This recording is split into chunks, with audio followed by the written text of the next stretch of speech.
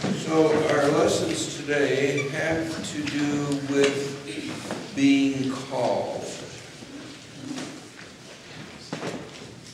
Now we know that priests are called, right? And wannabe priests.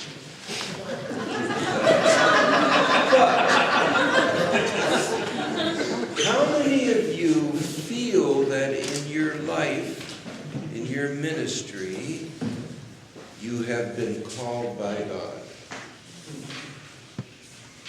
Hey, that's very good. Because it's not just for us clergy people. We are all called, and we have stories today about being called.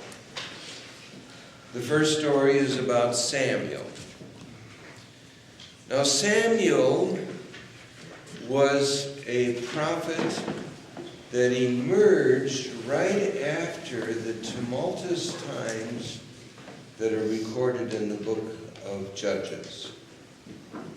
And just a short synopsis of that book and of those times, they were chaotic times because it was a group of diverse peoples who were trying to figure out what does it mean to come together and be a collective group of peoples instead of individual little tribes.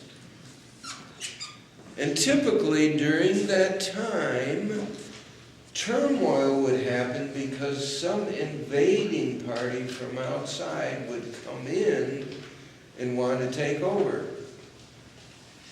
And out of that turmoil, a judge, that's the term that was used, would raise up and sort of would collectively bring the people together, and they would be able to repel the invading party. That happens time after time in the book of Judges. It's really an interesting book. Samuel begins the time when the nation of Israel, as it was called then, began to work together as a collective people.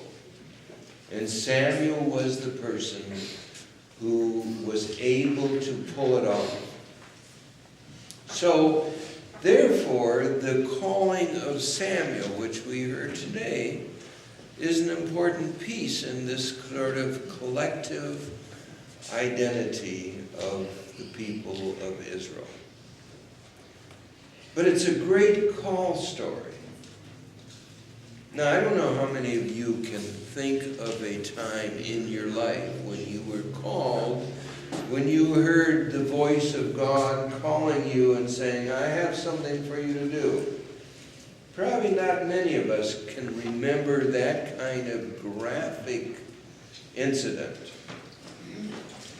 But how many of you like to go to drama, to plays? Any of you gone to the Shaw Festival, Niagara in the Lakes? It's a great place to go and watch drama, almost as good as Stratford, if you like Shakespeare. Anyway, George Bernard Shaw did a play called St. Joan. It's about the life of Joan of Arc.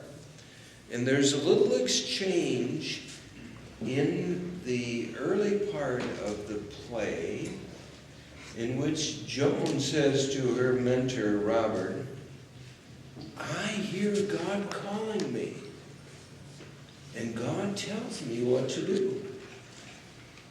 Her mentor says, oh, that's just your imagination. Her response is, that's how God calls us, through our imagination. So to be called by God doesn't necessarily mean that you get this voice that says, Melissa, I got a task for you. God calls us through the very process of what we do with our meditation, our quiet time, our listening to God. So that's the first call story.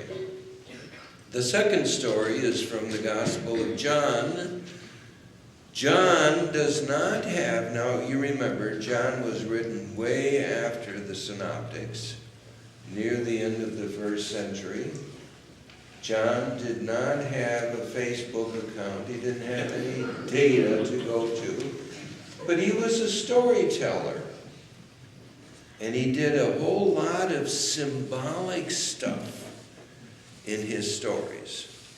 So like the Synoptics, in the Gospel of John, Jesus, right at the beginning, calls his select few who are going to be his followers. Not the 12, but the 12 get mentioned, but particularly in this first chapter, after the prologue, after the introduction to the ministry of John the Baptist, Jesus calls in an earlier part, which it's only in year B that you hear that, or in year C, but he calls Simon and Andrew, and then in today, Philip and Nathaniel. Now, Nathaniel only appears, by the way, in this story from John. Nathaniel doesn't appear in the synoptic tradition. But Jesus does the initiative in the first part. He calls Philip. How does Nathaniel get called? Philip goes and calls Nathaniel. How did this church get formed? Initially in the history, there were 13 families that came together and said, we want to have a worshiping community. And it grew rapidly. How did it grow? By people calling their friends, their neighbors, and saying, hey, we got something going on here. We want you to come and be a part of it. All Episcopal churches that formed in that time period, in the late 50s, early 60s, were based on that kind of evangelism. And how many of us are doing it now? One of the things in the profile, search profile, is an intention to grow. In fact, all Episcopalian churches want to grow. How is it going to happen? It's not Jesus coming in here and calling Philip. No, it's us calling our friends, our neighbors, and saying, we have something great and we want you to be a part of it. That's why this Epiphany season focuses on these calling stories. Because calling is the work that we do as members of a parish. We call people and say, we want you to come and be a part of us. So those are the calling stories. They are a reminder that we are called, each of us called to do the ministry that we do, but also that if we are part of a thriving community, which Holy Trinity is, it's going to not just grow all by itself. It's not going to grow because somehow Jesus comes. Actually, we are the Jesus who calls other people to be part of our life together. Now, I have to finish just with a little tad to the Corinthians passage. I don't know how many of you winced when you read that passage or heard it. It seemed, at least on the first level, all this talk about prostitutes and pornography, what does that have to do with church? But maybe it has more to do than what we think. I went to seminary in the 70s. The 70s were a wild time, not only for Episcopalians, but for people, period. And I had the opportunity to work during the summers with the crew that took care of the grounds. Well, I tell you, it was most fascinating because they knew who was going to bed with whoever on the campus. Because it was a time when we had just been informed by the 60s about, all these restraints are not so important anymore. Well, that's the context in which Paul is writing to the Corinthians. It was a wild city. It was known for that. And Paul was writing to a Christian community that said, you have to live by a different standard than what is going on around you.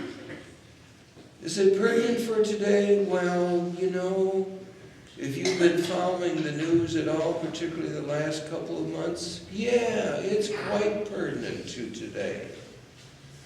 There's a lot of culture that encourages men particularly to be pretty vicious in their using of other people.